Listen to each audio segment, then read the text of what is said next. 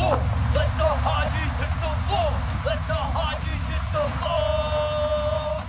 This is a real scene from the U.S. invasion of Iraq. 250,000 American troops marched toward Kuwait to launch their war of aggression against Iraq. For many soldiers, it was their first time on the battlefield, and they were unusually excited, so much so that even a plastic bag blowing across the road could be mistaken for an enemy rocket launcher. But after 2 days of marching, they had yet to encounter any enemies. Along the roadside, there were only the bodies of civilians killed in the bombings. The U.S. Air Force had already cleared the battlefield with attack helicopters long before the Marines arrived, leaving the soldiers bored in search of some excitement. 2nd Platoon of Company B suddenly jumped off their Humvees when passing through a village and launched an attack on innocent civilians, even calling in air support. 1 minute later, missiles hit their target with precision, and the village was reduced to ruins. Only then did the soldiers feel satisfied enough to continue their advance. Later, when pushing into the Delta region, 2nd Platoon received orders to seize a bridge over the Euphrates River, which thrilled the troops.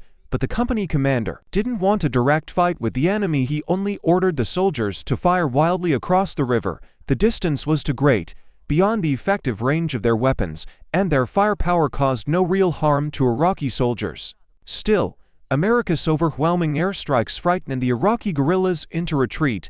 The next morning, 2nd Platoon drove their armored convoy into a bombed-out town. The streets were littered with corpses, while friendly forces were busy clearing out the last pockets of resistance. The platoon quickly left the devastated town and moved on to their next mission. But not long after, a soldier spotted through his night scope two Iraqi fighters armed with RPGs, aiming at the convoy.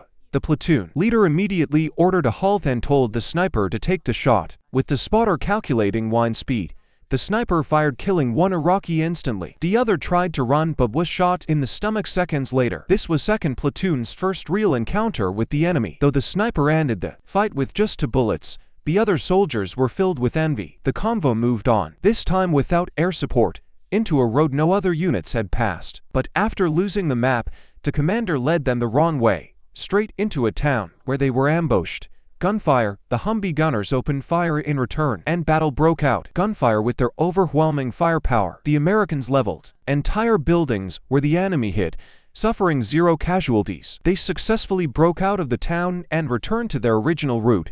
This was the first time 2nd Platoon had engaged in close combat, yet the soldiers didn't grasp the true cruelty of war. They actually enjoyed the thrill of killing. Soon after, 2nd Platoon received new orders to seize another village defended by Iraqi soldiers. Through his binoculars, the company commander surveyed the terrain and immediately decided to call in long-range airstrikes. But the platoon spotter realized the village was less than 200 meters away. Calling in artillery here was suicide. He quickly reported this to the commander, and even the platoon leader stepped in to stop him.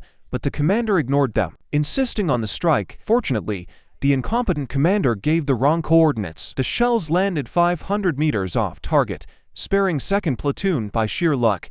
After the bombardment, dozens of Iraqi civilians emerged from the village waving white flags, carrying injured children who had been caught in the attack, surrendering en masse. One of the villagers told the Americans he knew the location of the guerrilla hideout and offered to guide them. But the overly suspicious commander refused, ordering the troops to camp and rest instead. The next day, they were tasked with crossing the desert to seize a nearby airfield. 5 Humvees lined up and stormed in with overwhelming momentum, but the airfield had already been abandoned by the Iraqi guerrillas. Without firing a shot, 2nd Platoon captured it with ease.